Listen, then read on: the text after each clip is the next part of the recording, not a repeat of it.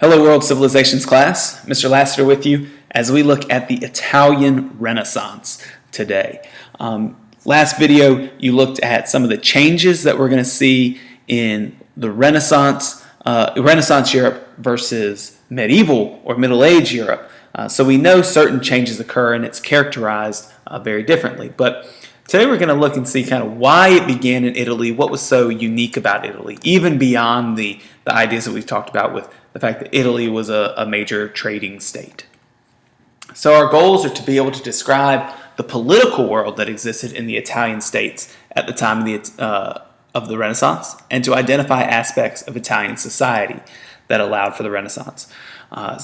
Key terms, places, and people: urban society, Milan, Venice, and Florence. These are three powerful city-states of the time.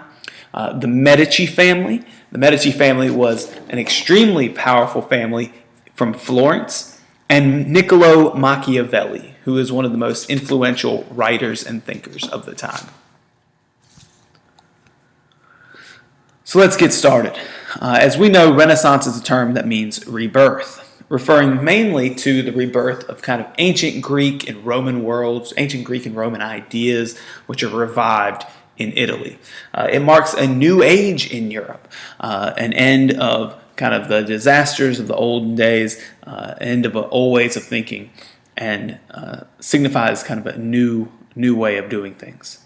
So why does this Renaissance occur? Well, Italy was largely an urban society with powerful cities. And in cities that become large, you have trade. You have not just the trade of goods, but the trade of ideas. We're also going to see that in these cities, we have powerful families rise up. And so the elite or aristocracy in these cities embrace some of the ideas of the Renaissance. This is also an age of recovery. It's seen as a different time period because Italy had been recovering from disasters like the plague, political instability, and the decline of the church and church power. There were new viewpoints coming about, emphasizing individual ability, well-rounded education. So this is kind of where we get the Renaissance man idea, being educated in many different things and kind of understanding the power of what humans can accomplish. And then lastly, one of the reasons this occurs is because the wealthy upper classes embrace it. Instead of squashing it or trying to say, no, we don't need change or new ways of thought, the rich secular families, not the kind of the church itself, but the leaders of these cities actively embrace education, learning, art, trade, and support it monetarily and with their actions. So where does it begin? Well, in the Italian states, mostly in northern Italy. So if you look at this map that I have for you, what's in the text boxes there are extremely important. So you do need to add those to your notes, and we'll talk about that in a second.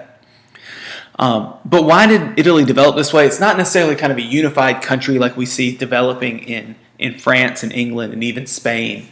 But during the Middle Ages, Italy had failed to develop the centralized state. It had kind of stayed in these city-state fragmented societies. And the cities, such as Milan, Venice, and Florence, play crucial roles in Italian politics. They become very powerful, very rich, very influential. For example, in Milan, we see a lot of trade out of Milan and an efficient tax system, which allows it to become very powerful. Venice was a very rich trade empire, and it was led by a group of merchants and aristocrats who were concentrating on how to make the most money.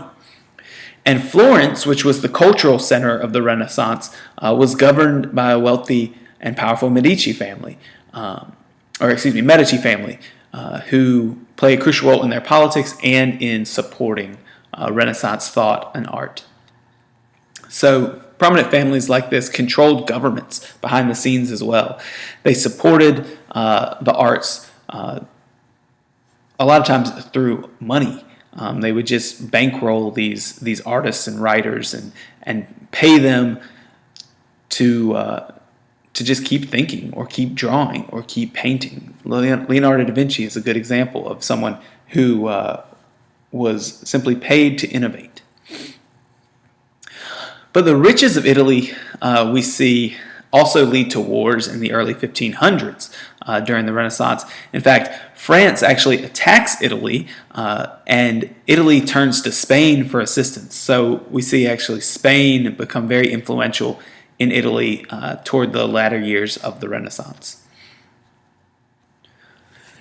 This painting that I'm showing you here is a painting of Venice in Italy. And you can see the trade ships, the beautiful buildings, the amount of wealth in the city of Venice, just simply through this image. You can see these beautiful, gorgeous buildings. The amount of ships that would be trading are emblematic of how much money was coming in and going out of this city. Now that brings us to this guy, Niccolo Machiavelli. So what does he have to do with anything, and why am I pulling him out of thin air? Well, keep in mind that political power was extremely important in Italy. Different families battled for power in all these city-states, as we will look at. Rich families control politics, and they weren't necessarily always straightforward, honest, and moral. Surprise, surprise, in their dealings with politics. So this guy, Niccolo Machiavelli, born in 1469, basically kind of sums up this new type of politics and argues in his book, The Prince, that keeping political power didn't necessarily require being moral or being honest at all times. In fact, he said it required dishonesty at times. In fact, one of his excerpts from his book says, a prince, therefore, need not necessarily have all the good qualities that he mentions in his writings, but he should certainly appear to have them. He should not deviate from what is good if that is possible, but he should know how to do evil if that is necessary. So basically, by any means necessary kind of way of looking at it. And this is a good description of the practices and politics of Renaissance Italy. Again, he did not believe that politics should be limited by morality, but instead should do whatever gets the job done. This has had a profound influence on political leaders who followed his ideas, even maybe to the present day. A lot of times you might hear that when somebody wants to get something done, that they call them Machiavellian, and that's referring to this guy, Niccolo Machiavelli, and his ideas about political power. So that's it. Here are your video goals. We're going to come to class and do a lot of work on this Monday. Please make sure that you get your notes completed so that you can participate in class. If you have any questions, bring them to the classroom, and have a good day.